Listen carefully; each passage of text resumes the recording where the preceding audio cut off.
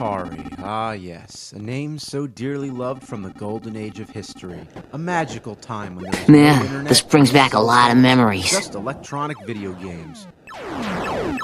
Okay, it was the dark ages, but life was simple. Atari was the prime innovator in video arcades, home computers, and home video game consoles.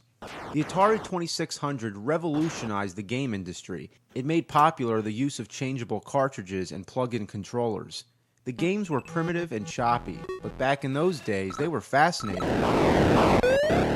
But then there came competition. The Odyssey 2, Intellivision, ColecoVision, everybody was trying to take advantage of the video gaming craze. It wasn't like today where you have a choice of only 3 consoles. Back then, there were so many fucking video game systems it made your head spin. Also, there wasn't any way to know which games were good and which games were bad, so consumers were alienated by an overblown market. So Atari made another console, the 5200. It replaced the TV game switch with an automatic switch box. It also tried to eliminate the use of wires by plugging the AC adapter directly into the switch box. But that only made it more confusing.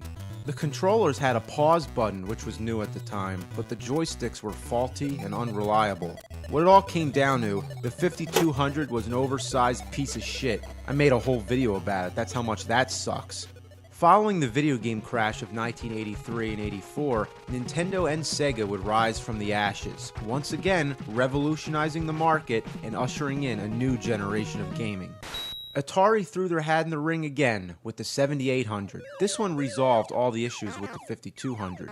The controller ports allowed you to use the same controllers as the 2600, and it was also backwards compatible with the 2600 games. The 7800 games featured better graphics, but didn't have much to offer in comparison with Nintendo. So, once again, it bit the dust. Afterwards, Atari stopped naming their consoles after numbers and instead started naming them after cats. The Atari Lynx was the first handheld console that was in color, but it found itself sandwiched between the more successful portable game systems, the Nintendo Game Boy and Sega Game Gear. Though the Lynx was pretty cool, gamers found it to be a little bulky, even with the Lynx 2, the new design model. The Lynx 1 took more batteries and drained them faster than the Game Boy. Also, it didn't have the same third-party support as the others, so it lost again. Meanwhile, Nintendo and Sega were in steady competition, but whether anyone preferred the NES library games or the Sega Genesis games was a matter of opinion. However, the debate amongst the fans and Sega's marketing campaign came down to one simple fact. The Genesis was 16-bit and the NES was only 8.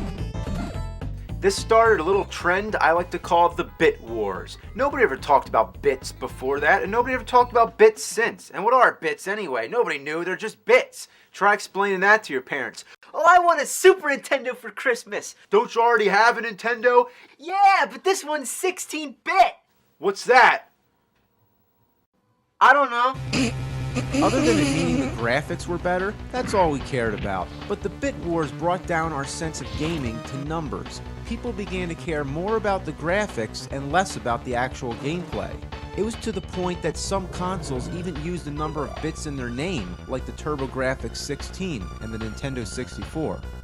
But in 1993, one console would come along to remind us that bits aren't everything. It was the Atari Jaguar, and it was announced as the first 64-bit game system. We were like, damn, 64?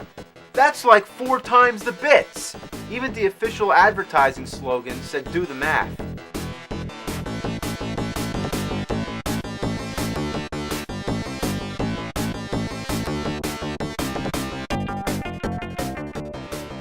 But beyond its vicious exterior and rotating Jaguar cube on the startup screen, it had little to offer. Gamers who were suckered in found a mediocre library of games and graphics that failed to impress. The controllers were huge and they had keypads, much like the ColecoVision and Intellivision. And like those, there were overlays which sometimes come in handy, but for most games, they're unnecessary. The cartridges don't have end labels, so I had to make my own. Seriously, is there any good reason not to have end labels?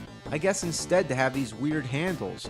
What's the point? Do I really need that extra grip? None of the other top-loading consoles had that. It's like, oh god, I can't get the game out. Oh god, I need a handle. Man, I just can't get a grip. Gotta have a handle.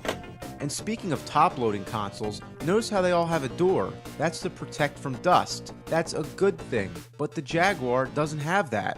Why not? But before I can review any games, we need to discuss the graphics. This is Zool 2. Now, without criticizing the game, it's a typical side-scroller, but look at it. The graphics don't look any better than Sonic the Hedgehog, and that was 16-bit. Maybe a bad choice of game, so let's give it the benefit of the doubt and try something else. Brutal Sports Football. Another okay game. Once again, the graphics aren't too impressive. Where'd the other 48 bits go? Let's try Checkered Flag. This showcases the graphic capabilities a little more, just the fact that it puts you into a three-dimensional environment. But compare it to F-Zero on Super Nintendo. 48 bits less, but a million times more appealing to the eye. Now look at Cybermorph. It's a flying game with polygon graphics. Going back to Super NES one more time, look at Star Fox. Are we missing something here? For a game console that claims to be 64-bit, it really doesn't show a whole lot of improvement. This caused a lot of debate amongst gamers whether or not it really was 64-bit. It's a topic that usually overshadows the Jaguar itself, but it's something that we just need to get out of the way. Well, we do know that Atari was originally planning a 32-bit system called the Panther, but decided to skip it and leap ahead. The Jaguar still used a 32-bit graphic processing unit, but through a combination of other processors somehow added up to 64. It's technical and confusing, but the point is the Jaguar was a rare species, not built like most game consoles. That made it harder for programmers to develop games on it, and as a result, many games didn't utilize its full capabilities, whatever they could have been. So I've given you a little history of Atari and how it tried to win the bit wars. Now that we got that out of the way, check in for part 2 and we'll actually play some Jaguar games. Or if you want to be cool, you say play some Jag!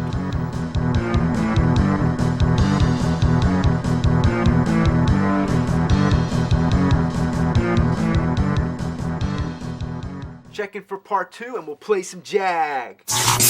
And now for part 2. Alright, let's play some Jag. We've already established that the graphics weren't much of a leap for 64 bits, but graphics aren't everything. Take a look at Tempest 2000. It's an arcade-style game with a three-dimensional feel. It's really addicting and fun to play. Basically, you're in space with a bunch of 3D shapes, just shooting stuff and collecting power-ups. Funny to think that something so simple happens to be one of the best games the Jaguar has to offer. It even has some good kick-ass music. So kick-ass that there was actually a soundtrack on CD. But what's this monster on the cover? Does that ever happen in the game? Let's check out Alien vs. Predator. It's a first-person sort of survival horror thing. You can play as not only the alien and the predator, but as a marine. And with each character, your objectives are completely different. Surprisingly, it's most fun to play as the marine because you have a gun. But with the alien and predator, you have to sneak up on people. Not much to say, but it's another memorable game on the Jaguar. Next up, the big motherfucker of first-person shooters, Doom. This is one of the best console ports of Doom that I've played. It comes as close to the PC version as it gets. But they had to ruin it with one thing. There's no music during the gameplay. Really? Was there any reason not to have music? Did they run out of time? Some might consider it scarier that way, but it would have been nice to have the option. I call this one Silent Doom, so just put on some Slayer and you're all set. So I think I covered most of the real famous Jaguar games, so now let's look at something more obscure. Attack of the Mutant Penguins. I gotta admit, the name alone got my attention. But what the hell's going on? From what I understand, there's a bunch of penguins walking around. They buy tickets and then go into a transformation booth where they become evil mutant penguins. And from there, they go to the Doom Scale. Yeah, the Doom Scale. They jump in the mouth and then appear on the scale. So you gotta stop the penguins by using a weapon, for example, a baseball bat. How do you get the bat? You gotta collect letters that spell the word bat. Where do you find the letters? Inside treasure chests. But how do you open the treasure chests? A key, right? No, gremlins.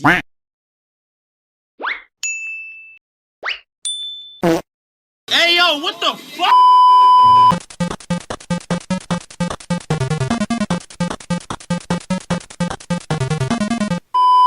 Yeah, yeah, you collect what they call gremlins, and supposedly you drop the gremlins inside the treasure chest and then it opens. But no, it doesn't open right away. It takes like 10 seconds. The more gremlins you use, the faster it opens. But it doesn't open, it like explodes. When you get the bat, you gotta kill all the penguins, but they don't die if you hit them. Instead, there's a bunch of power orbs that scatter all over. You gotta get all the power orbs to power up your bat so you can kill the penguins. But you only kill the penguins wearing hats because the ones that don't wear hats fight the ones that do wear hats. If the mutant penguins on the Doom scale outweigh the regular penguins, the Doom scale starts screaming and going apeshit.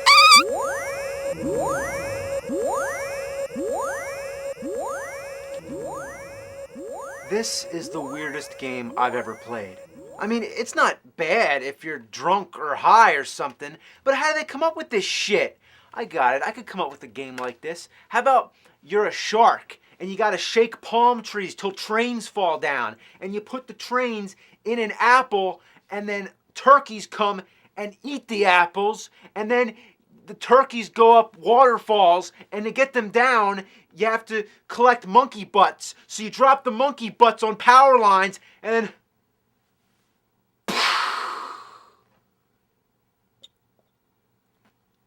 Alright, what's next?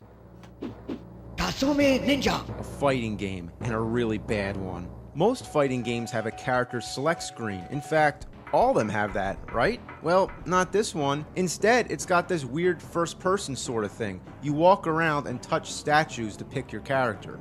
It's so awkward. How did they fuck up something as easy as the select screen? Entering the combat zone. Even worse, when playing the one-player mode, you only get a choice of playing as two characters. You have to beat the other characters to unlock them.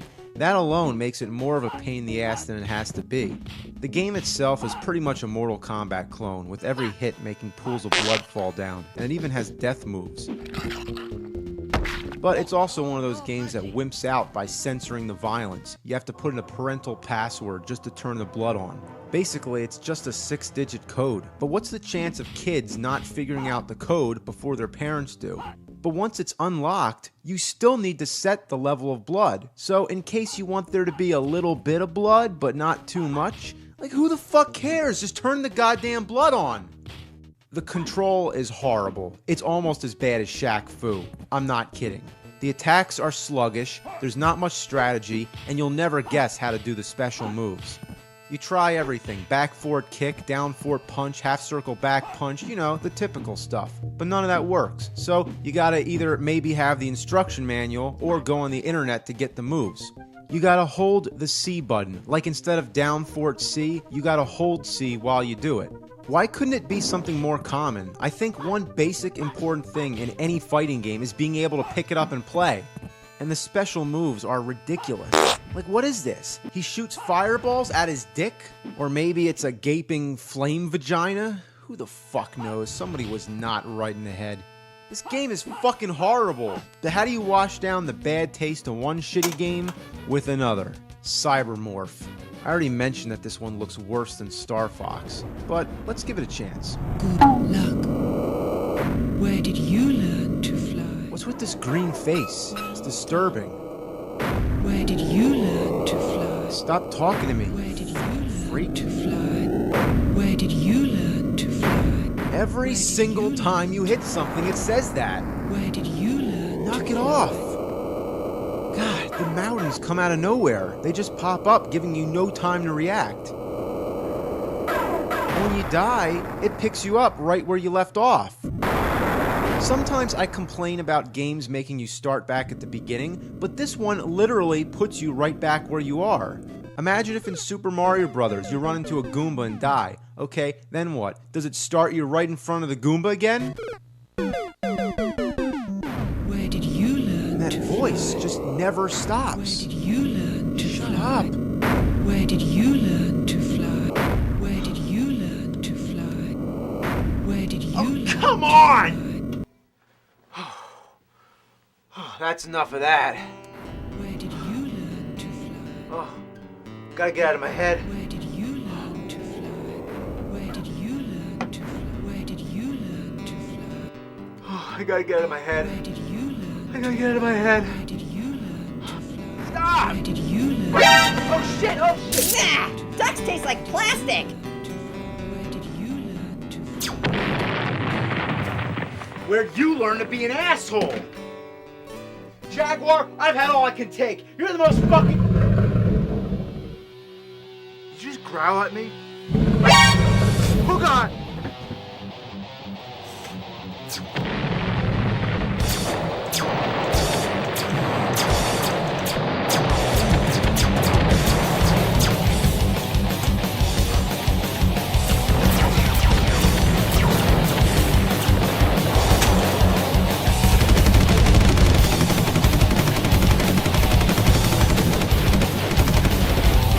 What do I do? Take death, kitty! Sick 'em! Yeah, that's the real Jaguar!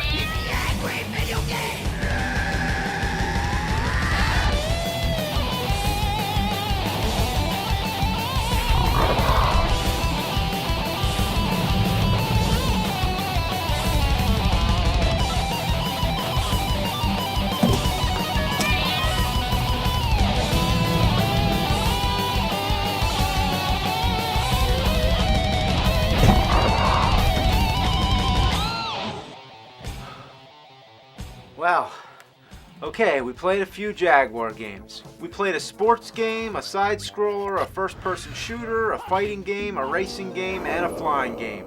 We played some good games, some bad games, and overall, makes me want to puke. Like a cat.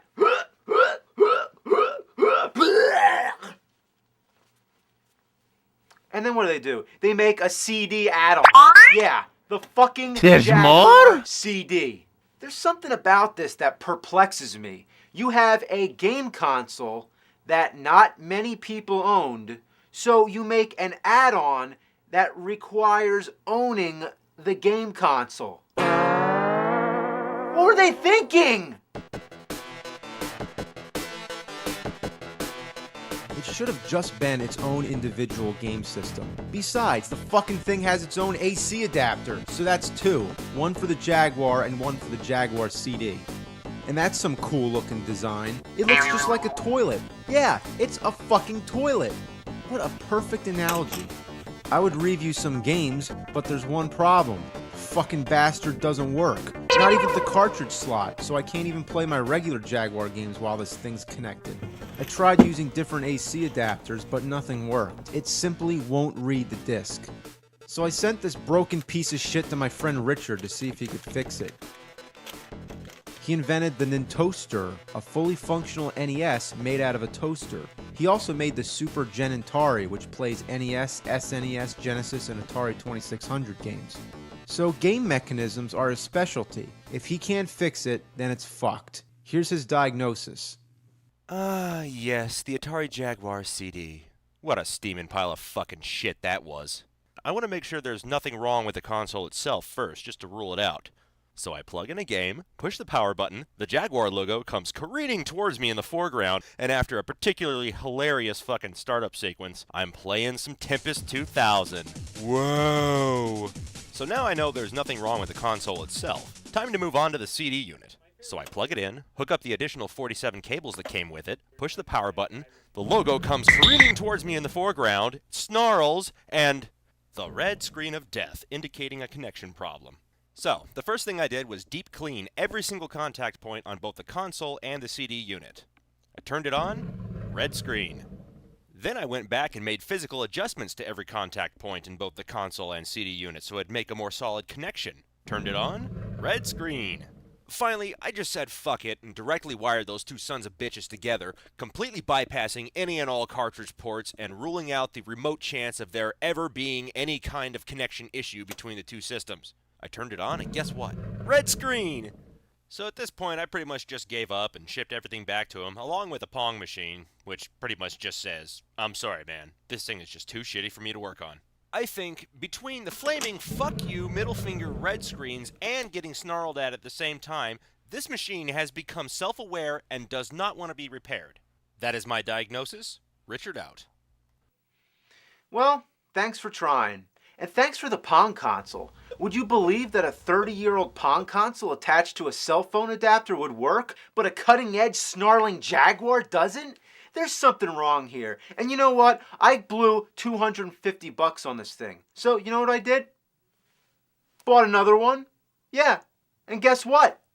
It doesn't work either. So that's about $450 total I blew on 2 dead Jaguars. And these things are rare, so when the only 2 that I can manage to get my hands on just don't work, that leads me to believe that these things most definitely are self-aware. They don't want to work. You can't make them. They just refuse to be reviewed. And I've never had that happen. So, the end. I gotta take a shit.